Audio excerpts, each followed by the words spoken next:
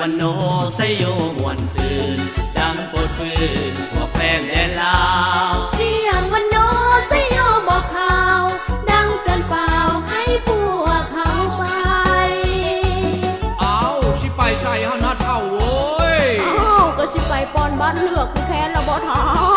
บอกลูกบอกหลานเด้อแน่นอนแน่นอนเสียงดนตรีมาโหรีดังก้องเตือนเป่าห้องพี่น้องเฮาสนอย่านอนหลับทับสิทธิ์ของตนอย่านอนหลับทับสิทธิ์ของตน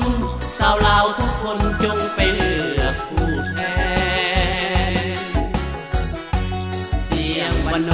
ไซโยมวนซืนดังโฟดฟืนพวกแฟนแดนลาวเสียงวันโนไซโยบอกข่าวดังเตือนเปล่าให้พวกเขาไปไปเลือกผู้แทนไป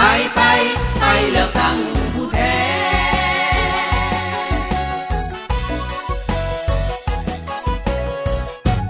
บ้านจะเฮืองเมืองเราจะหุงทั่วเมืองทั้งทงผู้ดอยบ้านป่าได้ผู้แทนดีเขานั่งสภาได้ผู้แทนดี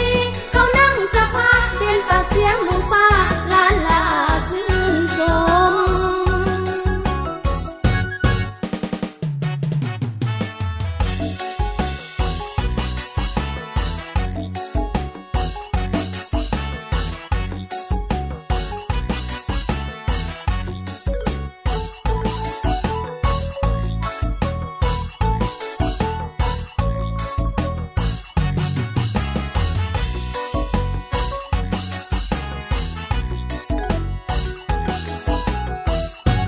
เสียงวันโน